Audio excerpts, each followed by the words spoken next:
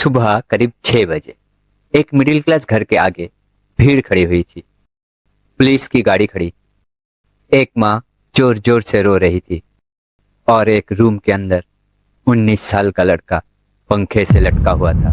Table पे book फैली हुई थी, एडमिट कार्ड पड़ा हुआ था और एक छोटा सा नोट। उस नोट पे सिर्फ इतना ही लिखा था, सॉरी मैं थक गया। बस एक लाइन और एक पूरी जिंदगी खत्म। Focus to India for now. A student died by suicide while preparing for exams. Lucknow में यूपीएससी का पेपर अच्छा न होने से परेशान एक 26 साल के युवक ने गोमती नदी में कूदकर आत्महत्या कर ली। For how long can we let this happen? 16-year-old girl allegedly committed suicide by hanging herself. How many more suicides will it take for the rat race to really end?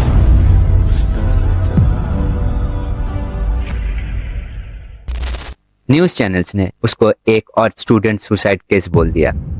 Social media पे RIP stories लग गई। 2 दिन discussion हुआ और फिर सब normal. लेकिन सवाल यह है, क्या वो लड़का सच में मरना चाहता था या फिर उसको धीरे धीरे उस पॉइंट तक धकेल दिया गया? उस लड़के का नाम था आरव। रात के करीब 2 बजे थे। पूरे घर में साइलेंस थी, सिर्फ एक रूम की लाइट जल रही थी। टेबल्स पर बुक फैली हुई थी, नोट्स, एडमिट कार्ड, पेन्स और एक लड़का जो पिछले 2 साल से सिर्फ एक ही चीज के लिए जी रहा था, वो था एग्जाम। मिडिल क्लास फैमिली का एक सिंपल सा लड़का, ना उसके बड़े सपने थे ना लग्जरी लाइफ। उसका बस एक ही ड्रीम था, अपने पेरेंट्स को प्राउड फील करवाना। बचपन से उसने सिर्फ एक ही लाइन सुनी थी, बेटा बस पढ़ लो, जिंदगी सेट हो जाएगी। और धीरे धीरे उसको लगने लगा जिंदगी का मतलब सिर्फ मार्क्स है। अगर मार्क्स अच्छे हैं तो तुम इंटेलिजेंट हो, अगर मार्क्स कम आए तो तुम फेलियर हो। उसके फादर एक प्राइवेट कंपनी में जॉब करते थे। सुबह जल्दी निकलते, रात को थक कर घर आ जाते, लेकिन हर महीने फीस समहाउ मैनेज ही कर लेते। माँ रिलेटिव्स को प्राउडली बोलती थी, हमारा बेटा बड़ा अफसर बनेगा। और शायद वही से प्रेशर स्टार्ट हो गया था, क्योंकि जब एक बच्चा फील करता है कि उसके ऊपर पूरे फैमिली के एक्सपेक्टेशन है, तब वो सिर्फ अपने लिए नहीं जीता, वो फेयर के साथ जीता है। Fair of failure, fair of disappointing everyone. 12th के बाद आरब ने कॉम्पिटिटिव एग्जाम की प्रिपरेशन स्टार्ट की। सुबह कोचिंग, दिन भर स्टडी, रात को मॉक टेस्ट। फोन ऑलमोस्ट बंद, फ्रेंड से distance, festival miss, function miss. Life slowly room और बुक्स तक लिमिटेड हो गई। और सबसे डेंजरस चीज क्या है पता है? उसको लगने लगा ये सब नॉर्मल है। इंडिया में लाखों स्टूडेंट्स एग्जैक्टली इसी रूटीन में जीते हैं। स्ट्रेस को डेडिकेशन समझ जाते हैं, एंजाइटी को सीरियसनेस और डिप्रेशन को वीकनेस। फाइनली एग्जाम का दिन आ गया। आरव नर्वस था लेकिन कॉन्फिडेंट भी। उसने ऑनेस्टली मेहनत की थी। उसको लग रहा था शायद अब सब कुछ चेंज हो जाएगी। एग्जाम अच्छा गया। बहुत दिनों के बाद उसने पीसफुली खाना खाया। उस रात उसने थोड़ा स्माइल भी किया। लेकिन कुछ दिन बाद एक न्यूज आई, पेपर लीक हो गया, पूरा एग्जाम कैंसिल, री एग्जाम होगा। बस एक लाइन, लेकिन उस लाइन ने लाखों स्टूडेंट का मेंटली हेल्थ बिगाड़ दिया। अब जरा इमेजिन करो, एक स्टूडेंट जो ऑलरेडी प्रेशर में जी रहा हो, जो 2 साल सिर्फ एक एग्जाम के लिए सेक्रीफाइस कर रहा हो, जिसने नींद सेक्रीफाइस की, मेंटल पीस सेक्रीफाइस की, सोशल लाइफ सेक्रीफाइस की, और सडनली सिस्टम बोले दोबारा स्टार्ट करो, तो उसके दिमाग पे क्या इफेक्ट पड़ेगा?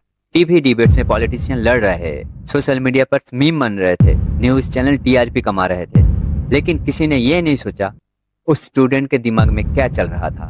पेपर लीक सिर्फ एक करप्शन नहीं होता, वो लाखों स्टूडेंट के मेंटल हेल्थ पे अटैक होता है।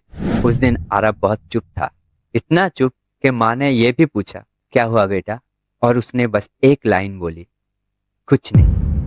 कभी कभी कुछ नहीं के अंदर बहुत कुछ छुपा होता है। उसके बाद आरब चेंज होने लगा। रूम में ज्यादा रहना, लोगों से कम बात करना, पढ़ते पढ़ते सडनली ब्लैंक हो जाना, खुद को कंस्टेंटली ब्लेम करना। उसको लगने लगा वो लाइफ में कभी इनफ नहीं होगा। और सुसाइड एग्जैक्टली वही से स्टार्ट होता है, 1 सेकंड में नहीं, धीरे धीरे, अंदर ही अंदर। लोग सोचते हैं सुसाइड करने वाले वीक होते हैं, लेकिन रियलिटी में वो लोग बहुत टाइम तक साइलेंटली फाइट करते रहते हैं। इतना फाइट करते रहते कि एक टाइम के बाद उसका दिमाग थक जाता है। इंडिया में हर साल हजारों स्टूडेंट एकेडमिक प्रेशर की वजह से सुसाइड करता है। पोस्टमार्टम रिपोर्ट में एग्जाम स्ट्रेस, फेलियर और रिजल्ट प्रेशर मेन रीजन बताया गया, लेकिन फिर भी हम सिस्टम चेंज करने की वजह मोटिवेशन कोट शेयर करते रहते हैं। क्वेश्चन ये है कि फॉल्ट किसका है? क्या सिर्फ आरव का या सोसाइटी का जो बचपन से सिर्फ कंपेयर करना सिखाता है, या पेरेंट्स का जो अननोइंगली अपने सपने बच्चों के ऊपर थोप देता है, या एजुकेशन सिस्टम का जो एक एग्जाम से डिसाइड करता है तुम फेलियर हो या सक्सेस, या सोशल मीडिया का जो हर किसी का लाइफ परफेक्ट दिखाता है? सच बोलूं तो प्रॉब्लम बहुत डीप है। आज का यूथ सिर्फ पढ़ नहीं रहा है, वो कांस्टेंट प्रेशर में सरवाइव कर रहा है। उसको लगता है कि अगर वो सक्सेसफुल नहीं हुए तो सोसाइटी उसे रिस्पेक्ट नहीं देगी, पेरेंट्स डिसअपॉइंटेड हो जाएगी, फ्रेंड्स आगे निकल जाएंगे और लाइफ खत्म हो जाएगी। लेकिन सबसे डेंजरस चीज क्या है पता है? हमने यूथ को सुनना ही बंद कर दिया है। अगर किसी का हाथ टूट जाए तो हम उसे हॉस्पिटल लेके जाते हैं, लेकिन अगर किसी का माइंड टूट रहा हो तो हम कहेंगे स्ट्रांग बनो। सच तो यह है कि हम अपने बच्चों को सुनते ही नहीं, हम सिर्फ सोचते हैं सोसाइटी क्या कहेंगी, लेकिन हम भूल जाते हैं हम ही सोसाइटी है। एक रात आरव अपने रूम में अकेला बैठा था, दीवार पे गोल्स लिखा था, लेकिन उसके अंदर से होप खत्म हो गया था। उसने एक नोट लिखा, मैं थक गया हूँ, मुझे लगता है मैं कभी इनफ नहीं हो पाऊंगा, और अगले ही दिन सब खत्म। न्यूज चैनल्स ने एक और हेडलाइन लगा दी, सोशल मीडिया पे RIP स्टोरी लग गई, 2 दिन तक डिस्कशन हुआ और फिर सब नॉर्मल। लेकिन उस घर में कभी कुछ नॉर्मल नहीं हुआ। एक माँ ने अपना बेटा खोया, एक बाप ने अपना फ्यूचर, और सोसाइटी ने एक और यूथ। और सच सबसे पेनफुल बात यह है, आरव को मरना नहीं था, वो बस प्रेशर से बचना चाहता था। रियलिटी ये है कि मोस्ट सुसाइडल पीपल मरना नहीं चाहते, वो बस सिर्फ उस मेंटल प्रेशर से एस्केप करना चाहते हैं जो उनके दिमाग को धीरे धीरे तोड़ रहा है। यूथ सुसाइड का रीजन सिर्फ वीकनेस या एक फेलियर नहीं होता। मोस्टली केस में एक इंसान बहुत देर तक प्रेशर हैंडल करते रहता है और एक टाइम के बाद उसका माइंड होपलेस फील करने लगता है।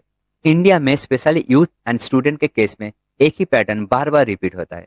एकेडमिक प्रेशर, कॉम्पिटिटिव एग्जाम की स्ट्रेस, पेरेंट्स का expectation, fear of failure, loneliness, depression और anxiety, relationship problem, financial pressure, career insecurity और सोशल मीडिया का कंपैरिजन। आज का यूथ पढ़ नहीं रहा है, वो कॉन्स्टेंटली मेंटल सर्वाइव कर रहा है। इंस्टाग्राम में सब सक्सेसफुल दिखते हैं, किसी का फॉरेन कॉलेज, किसी का पैकेज, किसी का परफेक्ट लाइफ, और एक नॉर्मल स्टूडेंट को लगता है कि सिर्फ वही जिंदगी में पीछे रह गया। और जब एक इंसान बार बार यही फील करता है मैं इनफ नहीं हूँ, मैं सबको डिसअपॉइंट कर रहा हूँ, मेरे फ्यूचर का कोई मीनिंग ही नहीं है, तब सुसाइडल थॉट स्लोली स्टार्ट हो सकता है। सोसाइटी को हमने इतना कमजोर बना दिया कि आजकल के यूथ हेल्प मांगना ही नहीं चाहते या फिर मांग नहीं पाते, क्योंकि सोसाइटी में मेंटल हेल्थ को कभी सीरियस लिया ही नहीं गया। अगर कोई स्टूडेंट बोले मुझसे नहीं हो पा रहा है तो लोग उसे सपोर्ट करने की बजाय कंपेयर करने लगते हैं। शर्मा जी का बेटा देखो, इतना वीक मत बनो, हमने भी स्ट्रगल किया है। ये लाइन नॉर्मल लगता है, लेकिन बार बार इसे सुनने के बाद एक इंसान को लगता है कि वो फेलियर है। गवर्नमेंट रिपोर्ट और एक्सपर्ट बार बार वार्न करता है कि इंडिया में स्टूडेंट सुसाइड केस एक मेजर इशू बन चुका है। हर साल हजारों स्टूडेंट प्रेशर, एंजाइटी और इमोशनल आइसोलेट की वजह से अपनी जान दे देती है। लेकिन प्रॉब्लम यह है कि हम फिजिकल पेन को सीरियस लेते हैं, इमोशनल पेन को नहीं। आज भी इंडिया में बहुत लोग आरव की तरह प्रेशर में जी रहे हैं। कुछ लोग स्माइल करते हैं लेकिन अंदर से कंप्लीटली ब्रोक हो चुके हैं। इसीलिए अगर आपके आसपास कोई स्टूडेंट सडनली चुप हो जाए, आइसोलेट होने लगे, होपलेस बात करे, तो प्लीज उसे इग्नोर मत कीजिए। कभी कभी एक सिंपल कन्वर्सेशन किसी की जान बचा सकती है। और अगर तुम ये वीडियो देख रहे हो और प्रेशर फील कर रहे हो तो फिर एक बात याद रखना, एक एग्जाम तुम्हारी पूरी लाइफ डिसाइड नहीं कर सकती, एक फेलियर तुम्हारी पूरी आइडेंटिटी नहीं है, और हेल्प मांगना वीकनेस नहीं होता, करेज होता है। शायद सोसाइटी तब चेंज होगी जब हम मार्क्स की बजाय इंसान को ज्यादा इंपॉर्टेंट देना शुरू करेंगे। ये वीडियो अपने दोस्तों के साथ शेयर करो। Thank you.